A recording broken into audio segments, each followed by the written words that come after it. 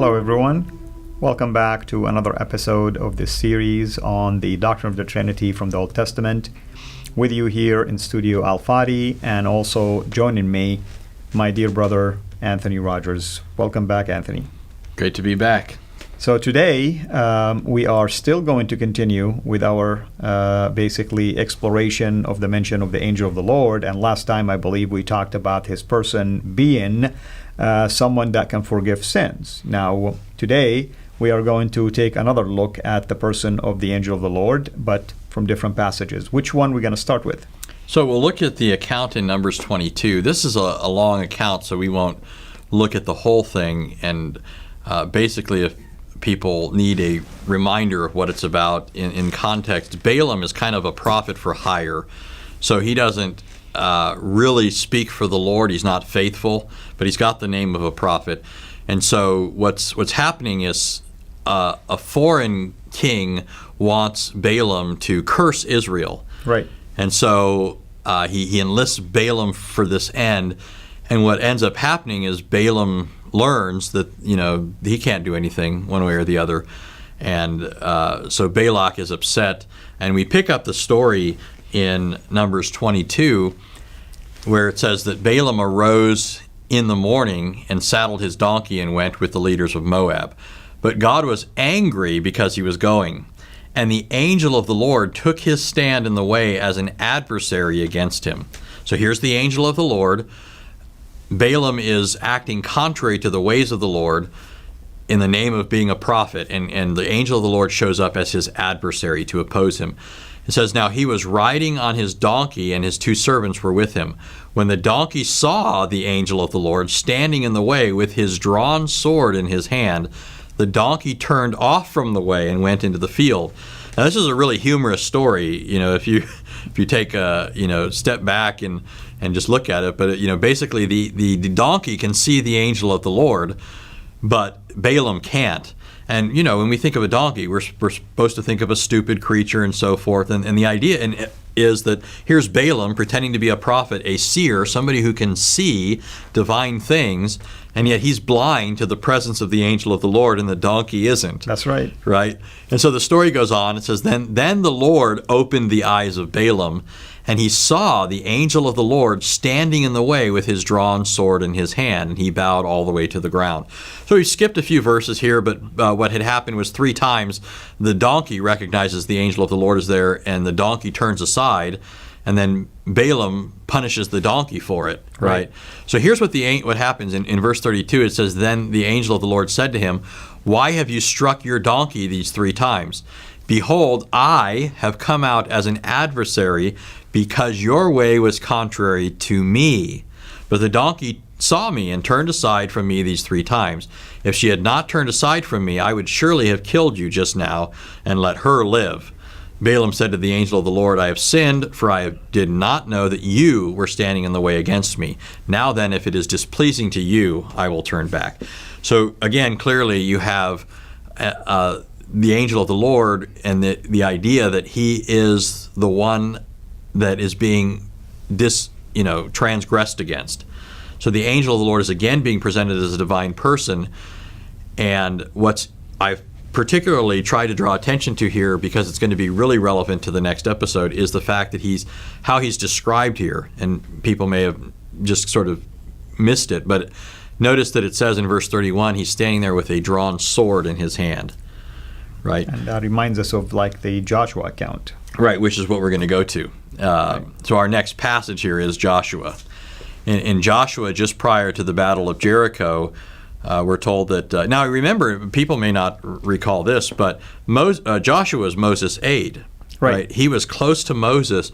But when you look at the accounts in the Torah, Moses often will go up to the Lord on the mountain, and Joshua goes part way. So Joshua is not allowed to go all the way up. But now Joshua has become the successor, right?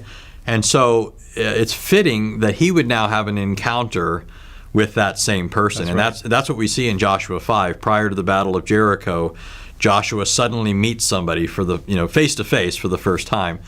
It says in verse 13, "Now it came about when Joshua was by Jericho that he lifted up his eyes and looked, and behold, a man was standing opposite him." So he appears in the form of a man with his drawn sword in his hand.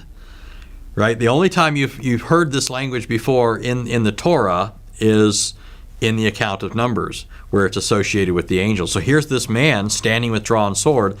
It says, "And Joshua went to him and said to him, 'Are you for us or for our adversaries?'" And the reply is remarkable, right? Yeah, he says, no. "No.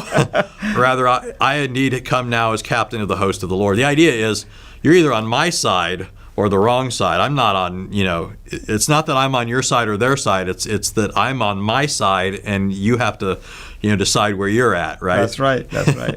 And then it says, "Joshua fell on his face to the earth and bowed down and said to him, 'What does my Lord have to say to his servant?'"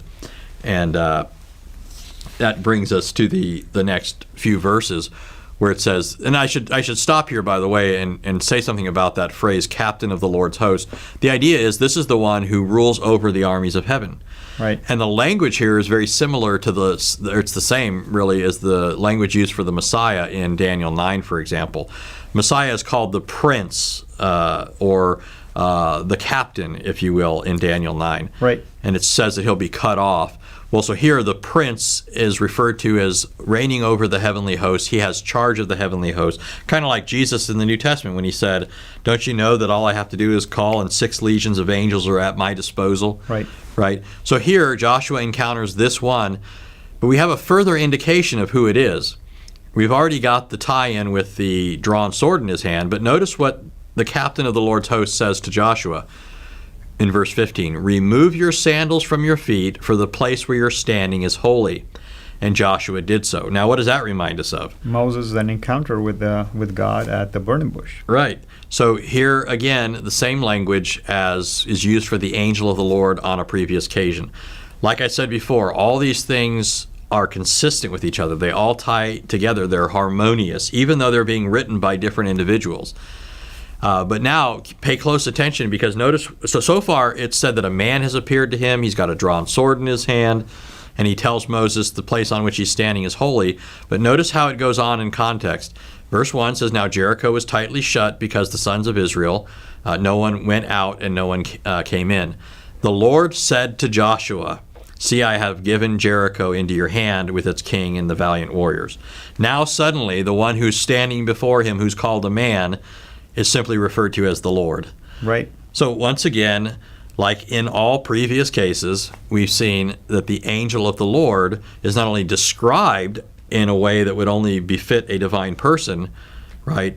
The ground is made holy at his presence. He has the authority to forgive sins, these sorts of things. Now he's again explicitly called the Lord. Right.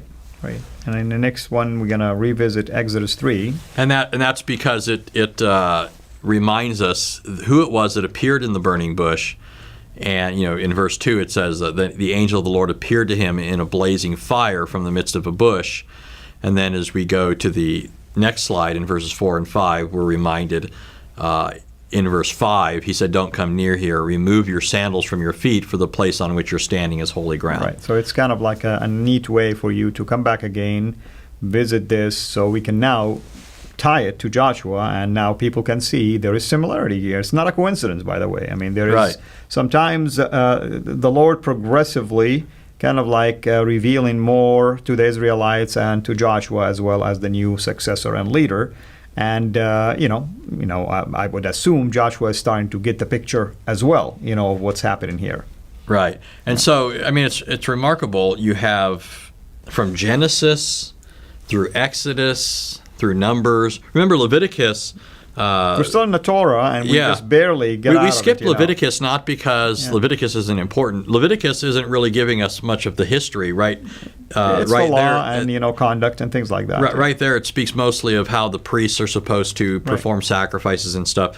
So it's sort of a pause on the history to talk about the rules that apply to the officiating at the tabernacle. Yep. Right. So when you go through Genesis, Exodus, Numbers again picks up the narrative, and then Deuteronomy, and then Joshua, and so forth.